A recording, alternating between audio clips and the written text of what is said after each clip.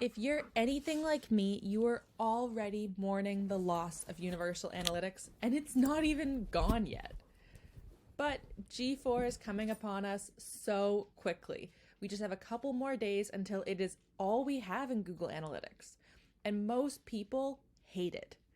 The biggest thing that I'm seeing people complain about, and that I've complained about, is that it doesn't look the same. We don't know how to find these reports that we know, we love, we're comfortable with, that make sense to us. Now, I have never customized a report before. In Google Analytics, Universal Analytics, I didn't have to.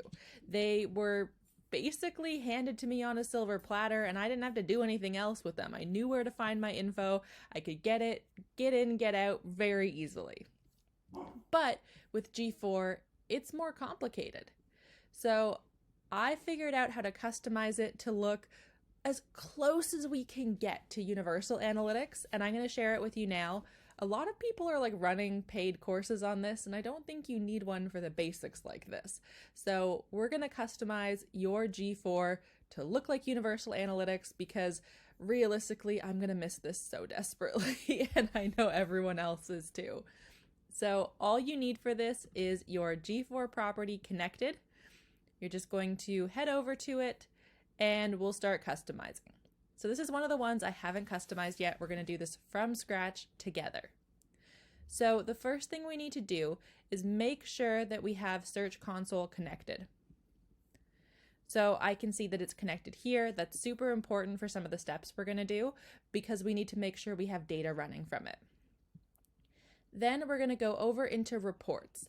This is where we get their attempt at helpful information for us. But I know most of us aren't a huge fan of this. So what we're going to do is create new reports. And it's not really that hard. So it's pretty simple.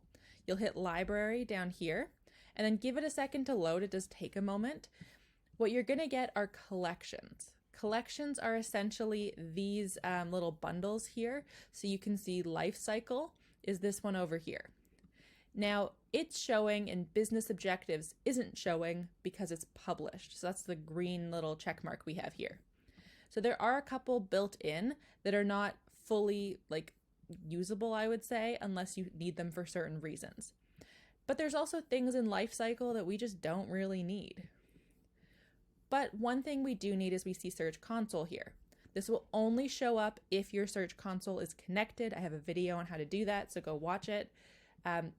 But all you have to do is hit publish. It takes a second. And then you're going to see it show up on our sidebar over here. Now, Search Console is where we're going to get queries and Google organic search traffic. You don't technically need to have this extra collection up, but I quite like having it pulled out, which we didn't have in Google Analytics to this extent, or to Universal Analytics. We always had it in Google Analytics. So now I'm going to unpublish lifecycle because I'm just not a huge fan of it. I'm also going to unpublish user because it just doesn't go with our new flow.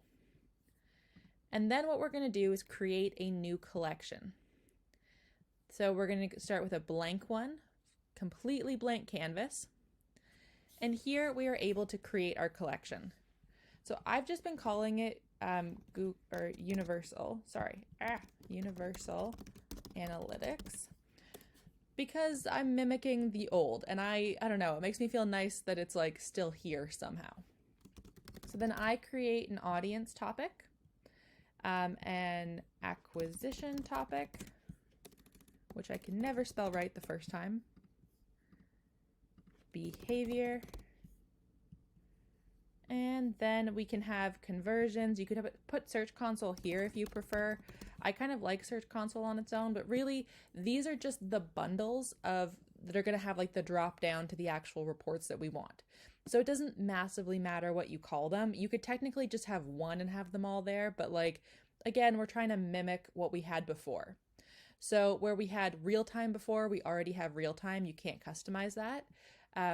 We are going to have audience like we did in Universal Analytics, acquisition like we had in Universal Analytics, behavior like we had in Universal Analytics, but now we can also have conversions. Conversions is really only important if you're selling stuff on your site currently, in my opinion. So if you don't really want to track stuff, I mean, like, get it and test it to see if you use it. If you don't use it, you can remove it later. You just hit X and it'll go away forever. Well, not forever. You can pull it up from the list again later. So now we're going to move some over into this side. And you can go through all the reports that are available. If there's one that like you really, really want that isn't available, you may have to go and create it. But for now, we're going to work with what's already existing. So we have the overview reports, which is like that overview tab that always starts things off in Universal Analytics. Up to you if you want to use those or not. Then we have detail reports that are those more specific ones where we tend to spend more time. Overview was really only where I went to get like a quick snapshot of traffic. Otherwise, I basically always use specific. So I'm going to skip overviews here, but feel free to build those in if you want to.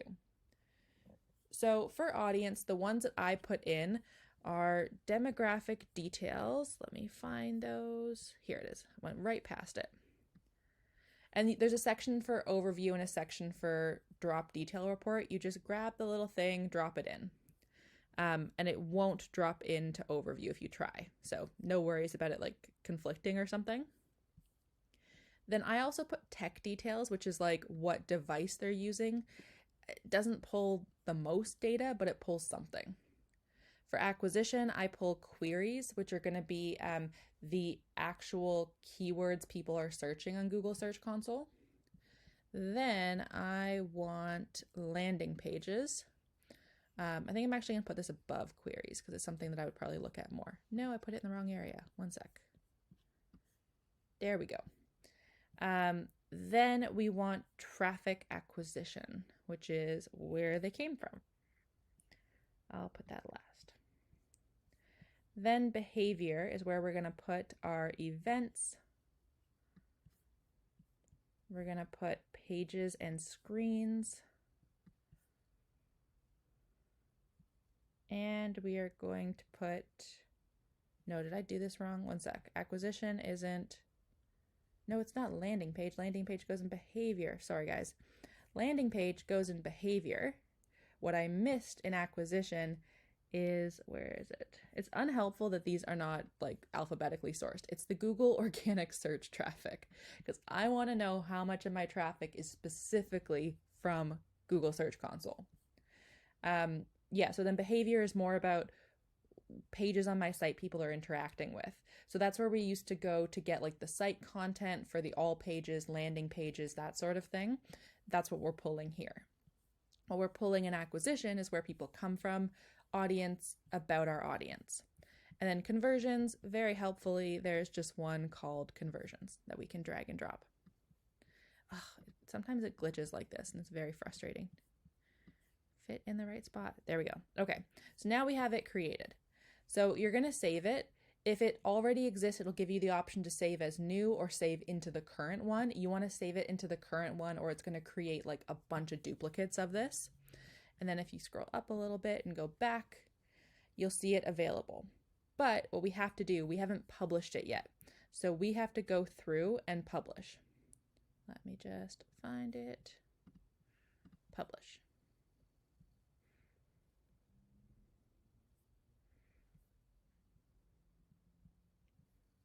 Load faster, please. There we go. So now we have our Universal Analytics and our Search Console running. So here we have all of these little reports that we've got. To customize it further to be more like kind of traditional Universal Analytics, you can customize the report here and change things around. Now, if you just filter things, it's going to filter for the moment. If you customize it, it'll filter it forever. So you can even get rid of the lines, like the line graph, if you don't actually ever look at it. Most of us don't really for anything but traffic, to be honest. So like you could just turn that off. You can go through the summary cards and adjust them if you don't like them. Same with the dimensions and the metrics. And if you ever don't like something, you can get rid of it, but it doesn't vanish into thin air. You can always go back to add metric and change it. And if you've made a change but you're not happy with it, just hit back and then just discard changes and it won't save it, or save it to apply them. Now it'll also have this little arrow for what it's sorting by. So if you have users or something and you're not a fan of it, you can be like, oh no, actually I want to know by engaged sessions. It'll start filtering it by the highest number of engaged sessions. You can do it the opposite way and have it filter by lowest first, whatever you want. Another thing that I do though to clean these up, because there's a lot happening here that wasn't happening before. So for conversions and total revenue, that's for e-commerce more so. I was going to try to do e-commerce stuff on this site, and I don't, like, not fully, but I was going to like try to integrate some ad stuff. I don't think I'm going to. But until I do, I would put it into the right report, and I don't need it here. So we'll just close those, and then they will be gone from this once I apply it. So there, now you can see it's a little bit neater. And that means that I don't have to necessarily scroll as long to find what I actually want, which is nice. As you use it more and more, you'll figure out what works best for you. Sorry, my dog just heard the neighbor walking past. The trouble when your dog wants to play with the neighbor's dog. But yeah, so then we have our report data. You can add filters permanently here if there's certain filters you always want to have on to include or exclude things.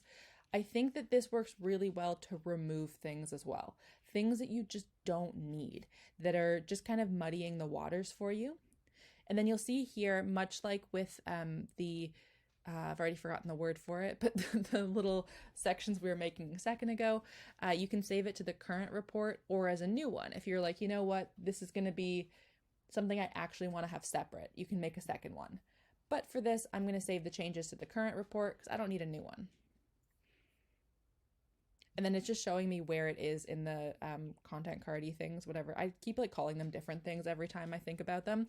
But that just shows you what it's attached to. So it doesn't matter that one was unpublished.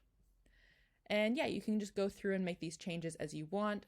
Oh, it accidentally published, my bad, the business objectives. I didn't mean to. Again, we just go to library and we can turn that off really easily. Collections, that's the word. I just don't think collections makes a lot of sense to me. So something's glitched here because it shouldn't have published. So we're going to publish it and then we're going to unpublish it quickly. Oh no, it's made a second one. Oh goodness. This does happen a couple times. I've had it happen with the life cycles a couple times when I was trying to like figure this out. It is annoying. They have not made this the most user-friendly.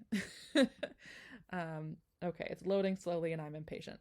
I'll come fix this later. But yeah, so now we have the real-time report that shows us our real-time information. We can adjust this to make it a little bit more what we want. If we like, I mean, I'll be honest, I don't look at real-time that much, especially because with G4, real-time is not really accurate. We don't get full data until 48 hours later. And then we have Search Console where we can look at the queries that we're ranking for. We can look at the Google search traffic. But yeah, you can go through. This is also where you can change things from sessions to views, from events to views, from users to views, whatever you need there. And yeah, I hope this makes it a lot easier for you to use your Universal Analytics version of G4 now.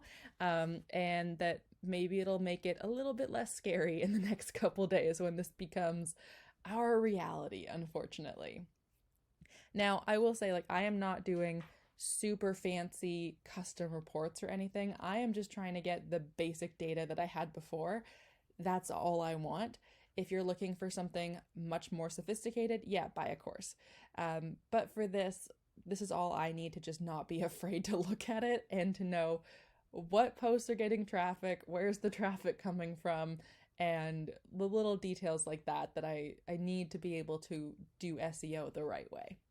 Okay, I hope this was helpful, and let's all take a collective deep breath because unfortunately this is happening whether or not we want it to, and the best thing we can do is adapt a bit, but hold on to some old reports that we love with this adjustment. Okay, have a great day, everybody.